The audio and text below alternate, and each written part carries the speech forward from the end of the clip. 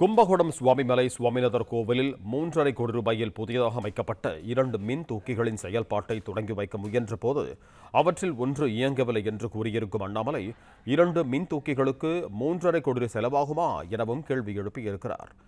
இது தொடர்பான கூடுதல் விவரங்களோடு இணைகிறார் எமது செய்தியாளர் ராஜ்குமார். வணக்கம் ராஜ்குமார், உங்களிடம் இருக்கும் தகவல்களை சொல்லுங்க. தஞ்சை மாவட்டம் சுவாமிமலையில் இருக்கக்கூடிய முருகப்பெருமான் கோவிலுக்கு இந்து சமய அறநிலையத்துறை சார்பில் மின்தூக்கிகள் அமைக்கப்பட்டு அதனுடைய பயன்பாடு இன்று தொடங்கி வைக்கப்பட்டிருந்தது. இந்த நிலையில் தான் மின்தூக்கி அதற்கான பயன்பாட்டை திறந்து வைக்கும் பொழுது சரியாக இயங்காத நிலையில் இது குறித்து பதிவிட்டிருக்கக்கூடிய அண்ணாமலை 60 அடி உயரத்தில் இருக்கக்கூடிய கோவிலுக்கு 20 பேர் பயணம் செய்யக்கூடிய 2 மின்தூக்கிகளுக்கு உண்மையிலேயே 3,55,00,000 செலவாகுமா என்ற கேள்வி ஒரு பக்கம் இருக்கட்டும். ஆனால் இன்று அந்த மின்தூக்கி சரியாக வேலை செய்யவில்லை என்று அதை இயக்கியவர்களுடைய முதுகிலே அமைச்சர் சேகர் பாபு அறைந்திருக்கின்றார்.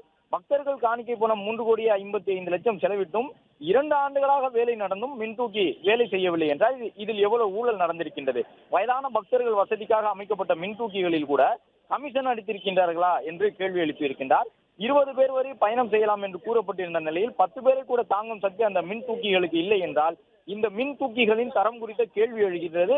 இவற்றில் எந்த நம்பிக்கையில் வயதான பக்தர்கள் பயணம் செய்ய முடியும்? உடனடியாக 2 மின் தூக்கிகளையும் முறையாக தரப்பரிசோதனை செய்து அறிக்கை வெளியிட வேண்டும் எனவும் 20 பேர் எடையை தாங்கும் சக்தி இந்த ஒவ்வொரு மின் தூக்கிகளுக்கும் இருக்கின்றதா என்பது பக்தர்களுக்கு தெரிய வேண்டும்.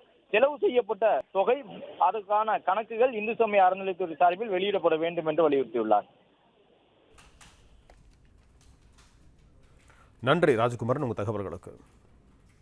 பிளே ஸ்டோர் மற்றும் ஆப் ஸ்டோரில் இருந்து பாலிமர் செயலியை QR கோடு மூலம் பதிவிறக்கம் செய்யுங்கள். செய்திகளை உடனுக்குடன் பெறுங்கள்.